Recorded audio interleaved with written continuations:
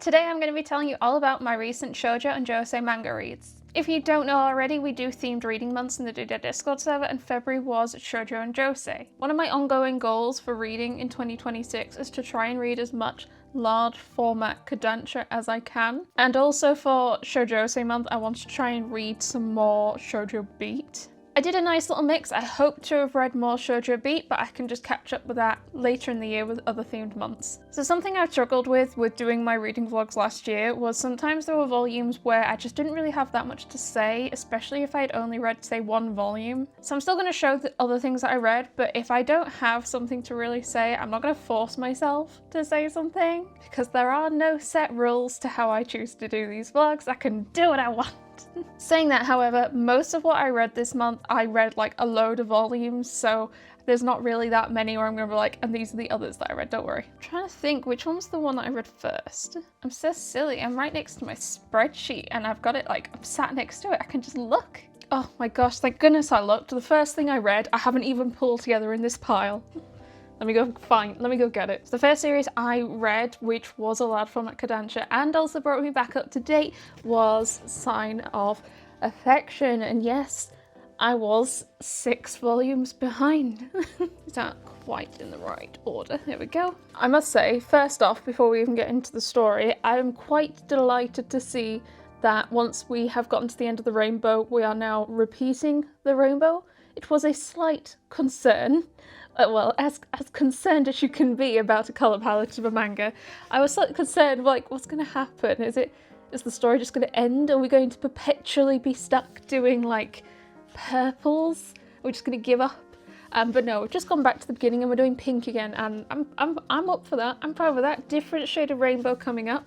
I mean, this is a very different kind of yellowy colour, isn't it? Also, is this going to be weird to say? I love the hands. Her hands on that, really, really striking. Also, again, before getting into story, I was a bit disappointed. Well, is disappointed the right word? These are such a quick read. I think I read all 6 volumes like in an evening, and this is like 3 years worth of books. I haven't read a volume in 3 years, and I read them in like just a few hours. And I would say I would consider myself on like the slightly faster end of reading, but I wouldn't say that I'm not taking my time and I don't take them in. But like, I'm almost glad I held off. I feel like I might have gotten stuck in that. I don't think I could have enjoyed it as much if I was doing just a volume as they came out, because I don't think there's enough like story for me to grab onto. Also, warning for all of these that I will be doing spoilers on everything I read, so if you don't want spoilers for stuff, do move on, feel free. They've moved in together. It's very cute. It's very nice. Yeah, it's a very, very, very nice, sweet series. I wouldn't say personally it's one of my like top tier, but that's not saying it's bad. It's just very nice. It's very pleasant, which isn't a bad thing. The spines though. The spine! I have a little bit of a mess on my desk, but let's see if I can stack these next to me, because I have this month's reads next to me. We're just going to say goodbye to my desk mat for now. Let's make a precarious tower here. What did I read next? I read this one. Ow! I read this one. I read Past the Monster Meet Milady, volumes 3 through 6. Now, there seemed to be some like umming and ahhing about what demographic this is. I believed it was a shoujo. It might be a shonen. I'm not sure. I think in one of those, it might have changed comics, magazines, or there was some oddness about it moving around or something or another. If it doesn't technically count, well, it's still a large format Kodansha, so we'll still contribute to one of my other goals. However, I'll talk about what I read. I would say I found the arc through most of these a little bit slow. So at this point, they're like, the main couple are engaged and she's heading off to his kingdom, and a lot of the story was them traveling, and I just wasn't too interested. Also, genuinely, most of my reading I do just before bed, and they talk about food and they cook food, and I get hungry, and it isn't pleasant getting really hungry just before you go to bed.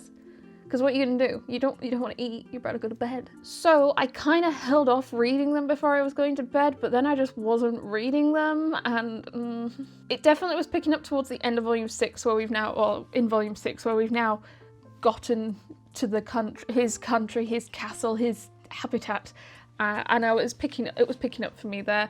I have 7, 8, and 9 to read, but because I was going through it a bit slower, I thought I'll take a break with these ones and start reading some other bits. Like, again, it's really, really sweet. I just went through it slowly, and I was struggling to get hooked on it, so I took a break, and I'll read the rest later in the year. Next, I read 8 volumes of Anyway, I'm Falling in Love with You. So I read 2 to 8. There is a lot of series here where I've read like the first volume or the first couple of volumes, and I'm like, let's just catch up, or let's finish the series. Now, quite amusingly, volume 9 came out during February, and I picked it up. So I did read volume 9 later in the month, but I mean, they were all in February, so it still counts. This is basically a reverse harem high school romance. This girl has a friend group, a childhood friend group, and I think there's like 4 guys. Is there a cover with all of them? No, I don't think so, but we have some of them on these covers here, and basically most of them are in love with her in varying degrees, apart from, yeah, spoilers. Wait, I don't mind, this is meant to be all spoilers. Yeah, apart from one who is in love with another male lead, which I think is revealed like later on. So I read volume 1 years ago, and I said it was a bit weird to read because it is set during COVID. The high school is during COVID, and the whole thing is like, the main male lead is not him, by the way, there's another one. Which one is he? This one. The main male lead is a swimmer, and all of his swimming events are cancelled, and he's very sad about it. But it's like, oh gosh, you're really having to highlight that all of these high schoolers are now much younger than me. And I thought that was one of the odd bits, but we actually have this like other side to the story. So we're like, it's just typical high school romance stuff, except all the guys are weirdly all in love with her, which I kind of like. I wouldn't say, again, it's not like deep. That's fine. I quite liked it. There doesn't need to be a logical reason for all these real hot guys to be just completely and utterly obsessed with this girl. It doesn't matter. What I do find weird is that we do a like back and forth with the future. We have chapters where we go forward 10 years to, I assume 2030 actually, if COVID was 2020. We go forward to 2030 and we're following the characters and we're seeing what's happening. And personally, I don't really like it because I feel like it's just negating anything that's happening in 2020. If they had just done 2020 and then we had a time skip and followed them in 2030, that's fine. But I feel like I'm just so much less invested in the romances and what's going on in their high school days because, like, well, I can see what's happening when they're adults and what's going on. And, like, I don't really see the point. I'd rather they just either done one or the other, or done it chronologically, because I've just lost my investment in the high school days, and that's made me a bit sad, because otherwise I kind of like having a who will be the one she chooses to date, even though she does technically choose that guy I already showed you. Though we do find out that in the future they've broken up for reasons, and everyone's really sad about it, so it's like, yeah. I was also kind of surprised. I feel like it could have ended like twice already, and I think in Japan it's like somewhere in the double digits now, and I'm like, where's it going? I don't really quite get it, because like, yeah, I'm a bit confused. It does appear in sale sections. I think outside of like the first and the last volume, the rest I've gotten discounted on Blackwell's or like Forbidden Planet sale sections. So it's probably one I wouldn't recommend full price or 3 for 2. Just keep an eye out on Blackwell's. A lot of them popped up there. Okay, so at this point, I think I did some odd volumes. What's probably happened is I did an unboxing or something, and I'll pick some out to read. I think... I'm reading my spreadsheet. I don't think I have all of them to hand. There were also a couple sent to me from Panini, which I read, which was the Twisted Tales Part of Your World, which is based on The Little Mermaid, and Star Wars Fallen Order, neither of which technically would be shoujos, so maybe I'll talk about them later. Well, they'll be volume 1s. I'll be doing more volume 1 reading vlogs, don't worry. But I think these are the rest of what I read. Guy she was interested in, volume 3, again, technically is I think like webtoon, so that doesn't count, but I read it in February anyway. It's all about women in a different way. I think these are all Shojo and Josei. So Third First Concept Volume 3, I don't really have much to say. Like, yeah, I'm liking it, but not much to comment on. Suzuki-kun's Mindful Life Volume 2. Super cute, super lovely, so nice.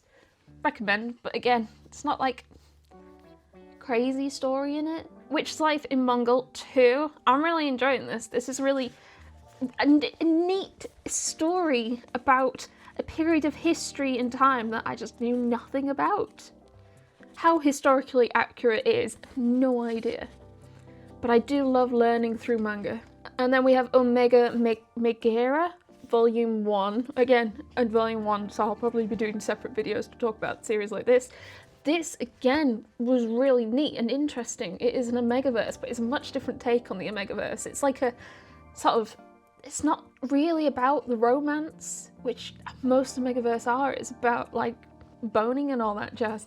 But this is more like the political family ties, intrigue, and power struggles and stuff like that. And that's so cool, tying that into like a Megaverse.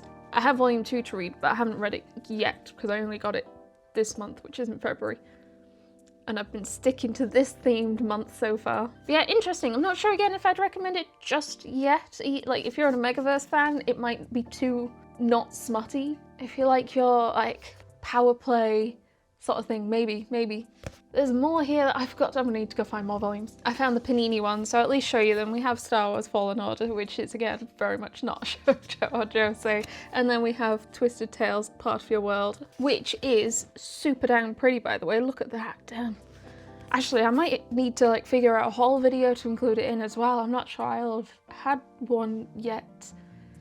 Anywho, I'll talk about that more in a volume 1 or whole, something or another.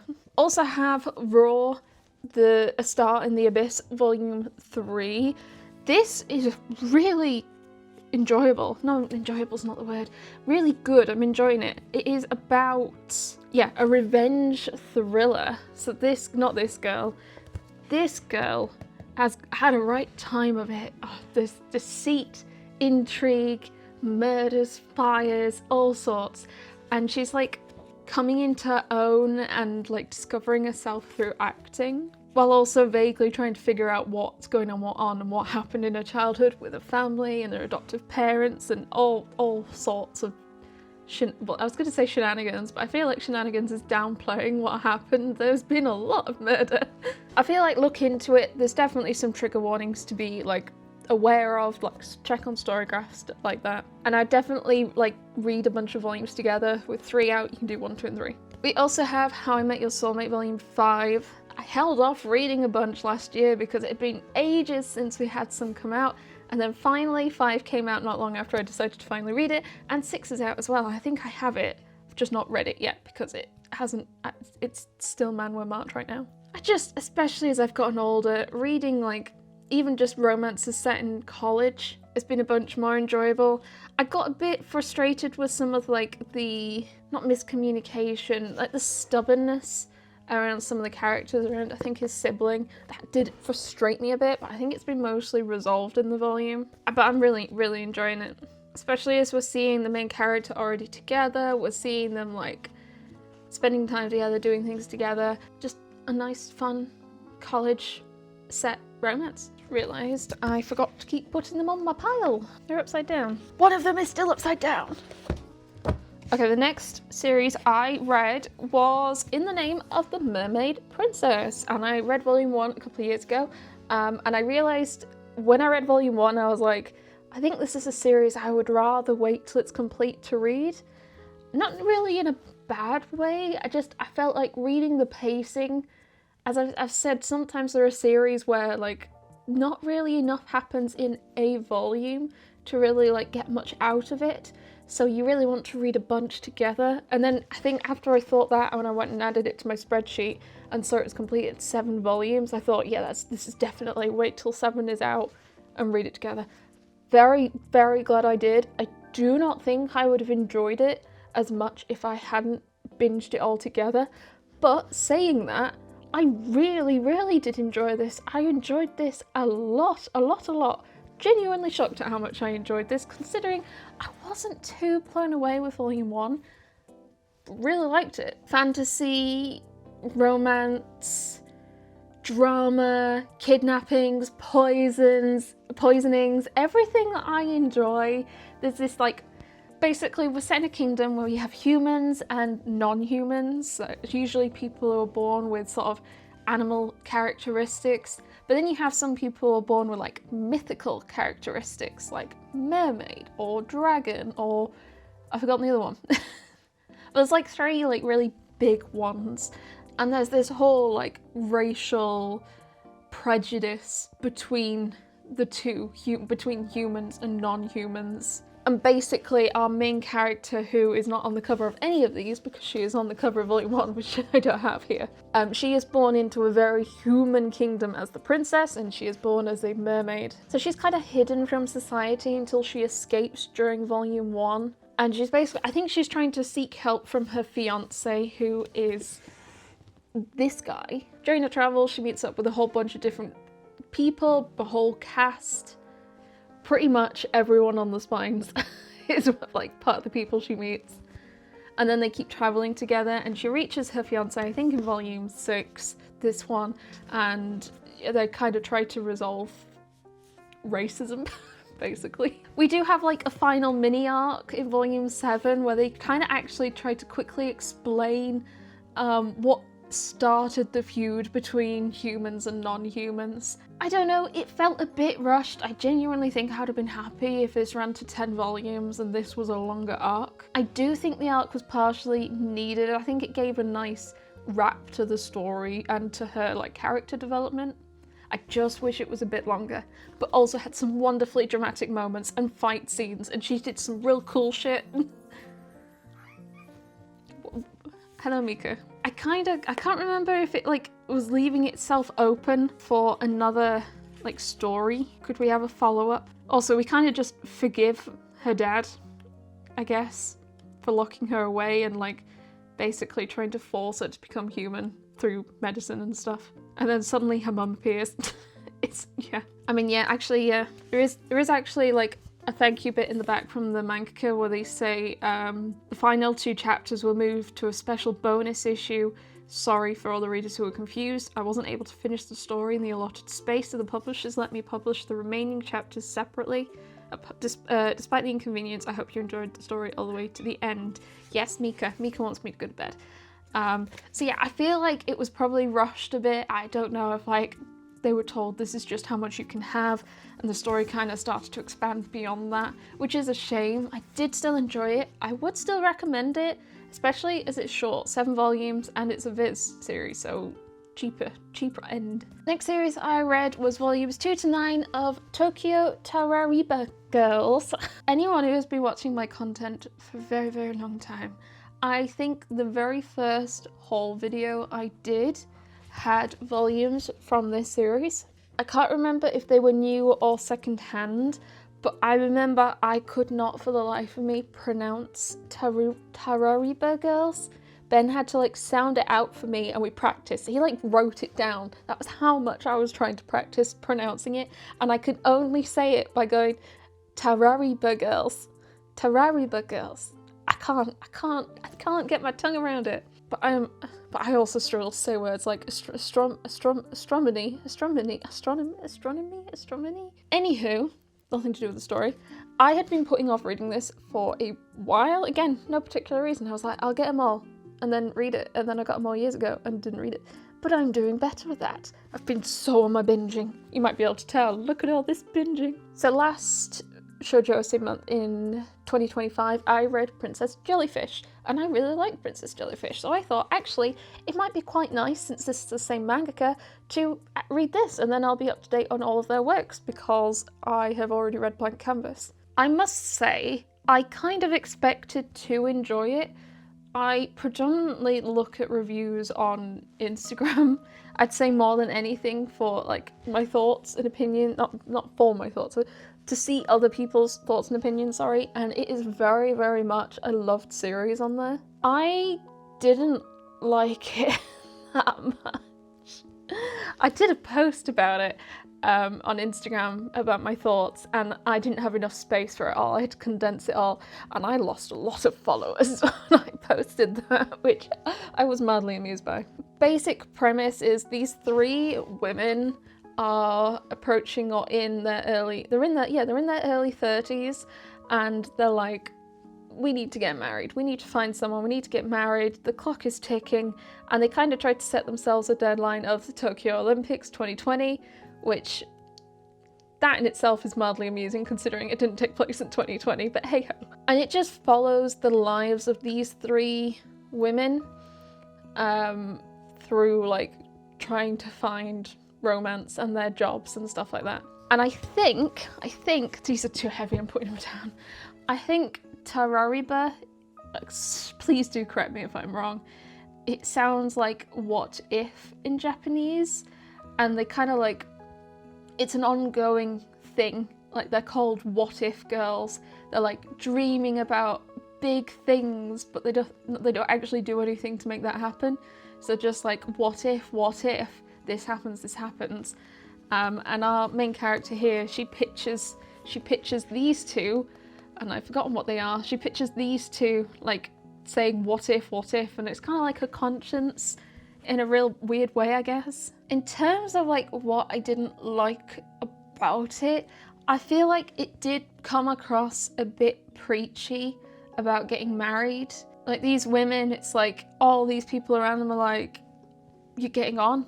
If you don't get married, you're like spoiled, you're too old, no one will want you anymore. It almost doesn't matter if you like the guy or love him or like get on, it doesn't, you just have to get married. That is it. That is the goal. And for me personally, and to get a little personal for a minute, I am in a long-term happy relationship with my partner. I get asked a lot about why we're not married, and it's just annoying. It's just annoying. I feel like at this point I'm not getting married out of pure spite. And also the fact that 90% of the time the questions are targeted at me and not at Ben. That also infuriates me. And even Ben's like, yeah, I don't know why they're like, I'm sat right next to you, why are they looking at you when they ask? This sort of like mild thought that my relationship is not, what's the word, as valid because I'm not married. It's just, nah. And I feel like reading this, it felt like it was really leaning into that, especially reading some of like the help and advice in the back. And I'm like, I'm not sure some of this advice is good, because they do this whole, they get it seems like Q&A questions coming in for advice on relationships. And some of the advice I read and I'm like, no, that's not good advice. But there are multiple points in the story where like the actions of the characters, it's not even just like I disagree with what they're doing. Like I don't really care about necessarily reading characters doing things I wouldn't agree with. I'm reading a story. I don't care.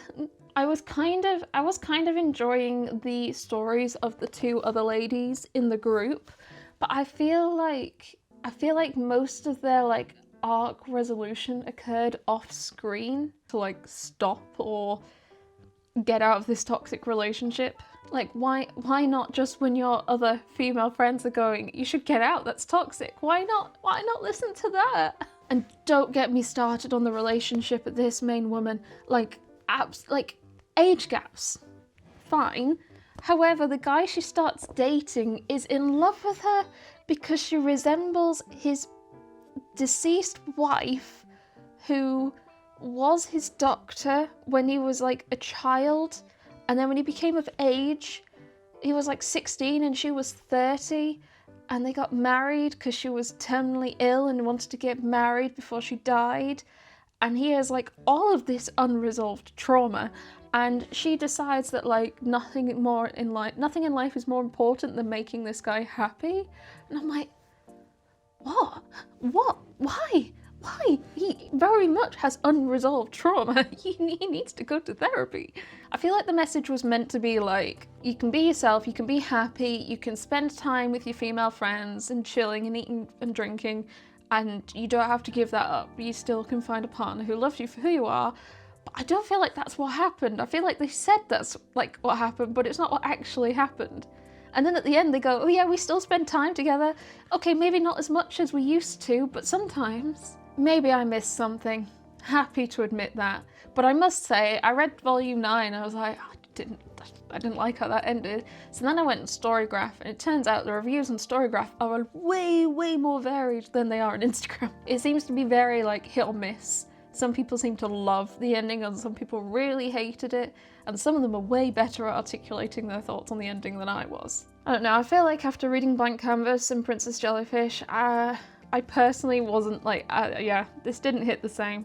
Saying that, I think only a few days after I read volume 9, Kodansha announced they're doing the follow-up returns as a print-on-demand volume, so I don't know if they like mentally knew I'd read it, but it was very kind of them to do that and wait until I'd actually read the series. I'm going to pretend it was for me personally and no one else, and you can't make me believe otherwise. I don't trust this stack. We're starting a new one. Next I read, my other shoujo B. I do think I only managed the 2, didn't I?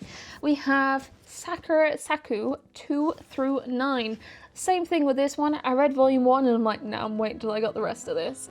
So this is another Iosaki Saku series. You're going to notice I kept the sticker on, mostly because I was just really amused at how many of these volumes I picked up. So that one wasn't. That one wasn't.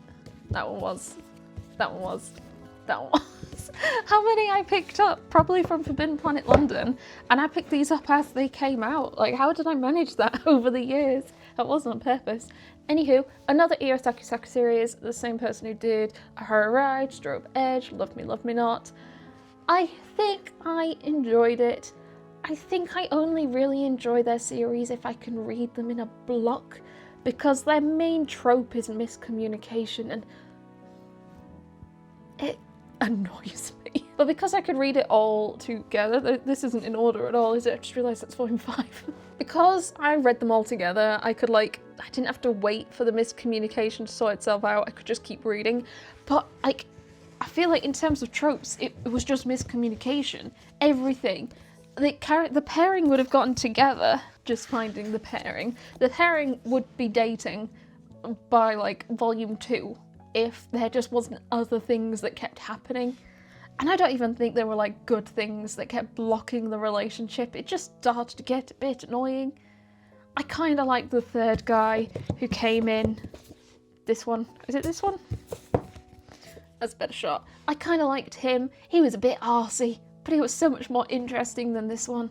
He was such a boring option. He was just there to cause like difficulties, but he wasn't going to be an actual option. That kind of made me sad. Yeah, I feel like I have a love-hate relationship with this mangaka series. Like, it seems to also be a bit of a joke even amongst the shoujo community that Viz will always print them.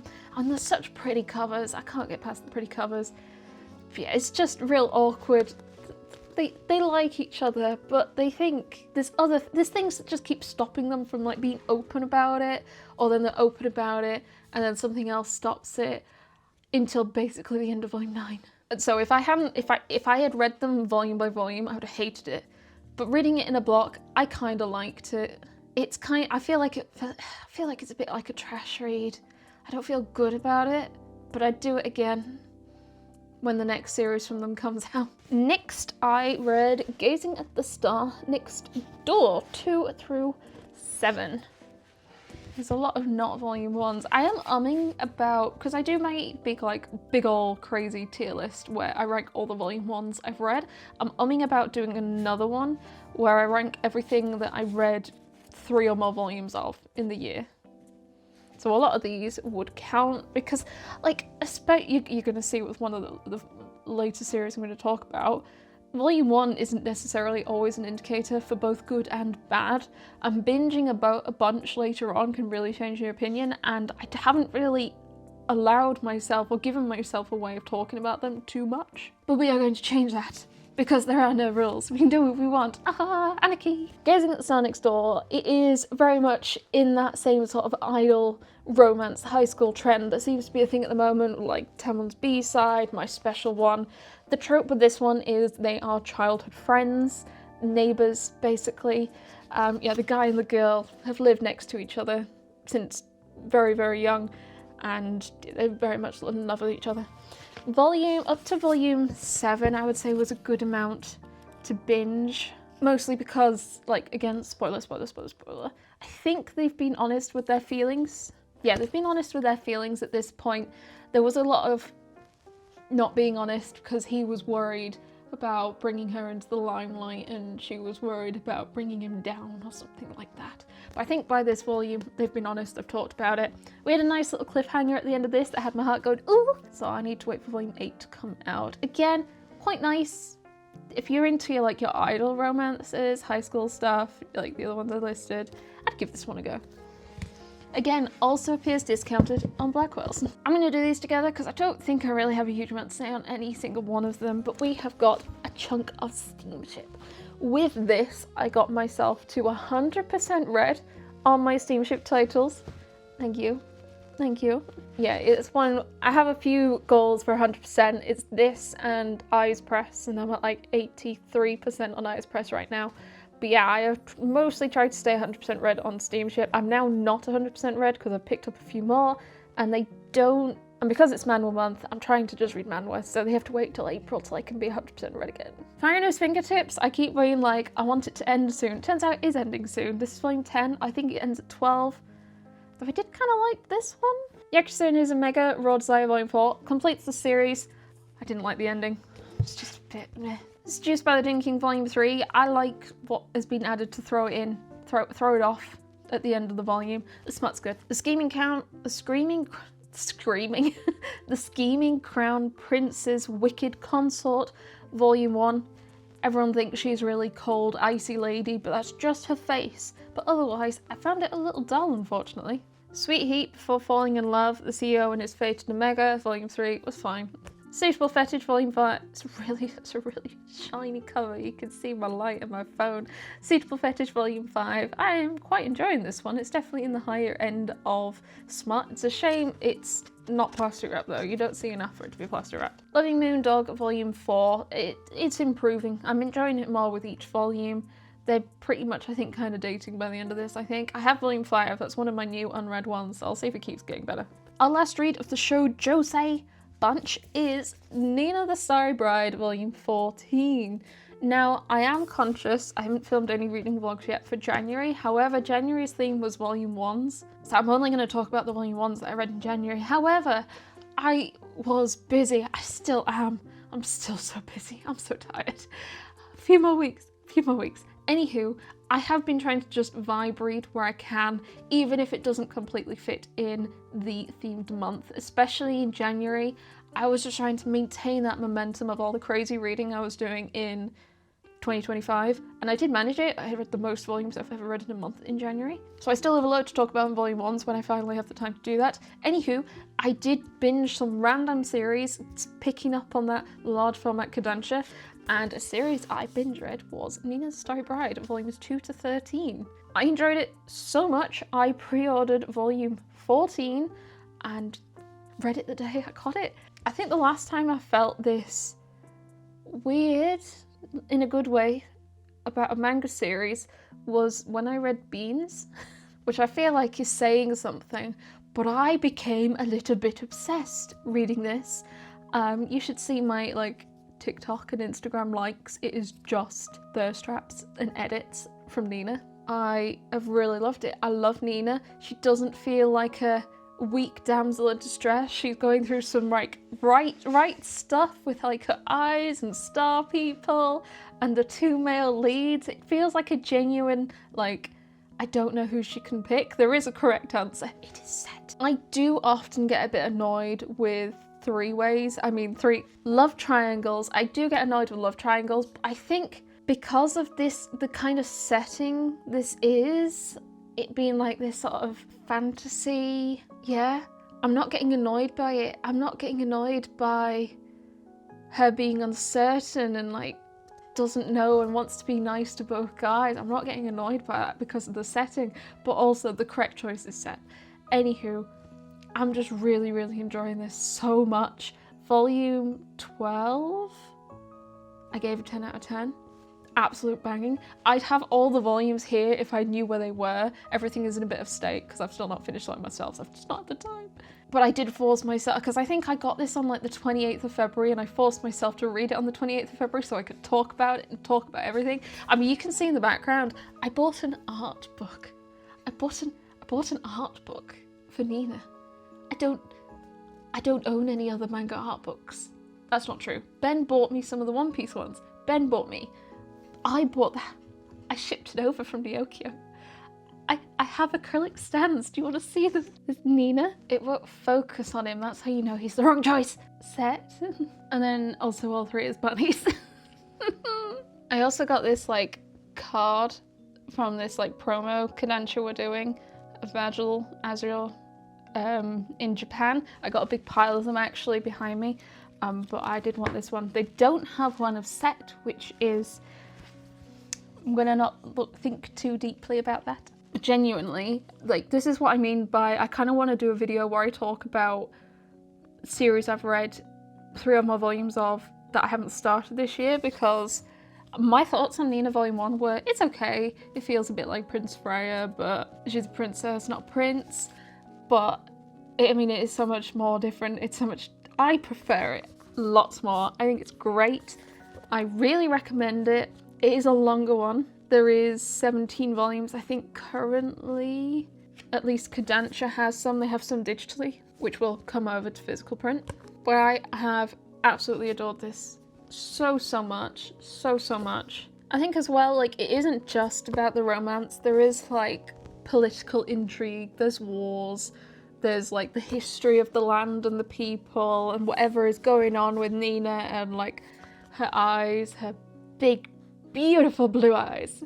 So even if you're not like for the romance, there's other things. And with that, we are done. I'm so pleased with myself. I finally filmed it. It's taken me a month, but I've done it. Yeah, I want to try and do more ad hoc reading vlogs and not necessarily tying myself to like month end to month end. I know I have done this time and I probably will for the next one, but try and do just different types of reading vlogs. Let me know in the comments if there's anything in particular you're interested in, or themes or anything. I don't know. I really love talking about manga and what I'm reading. I don't feel like I'm very good at it, but the only way to get better is to give it a go. If I tempted or dissuaded you from any series, let me know in the comments down below, and if you haven't already, remember to like and subscribe. I'd really appreciate it. But otherwise, I hope you have the most wonderful day, and I'll see you next time. Bye!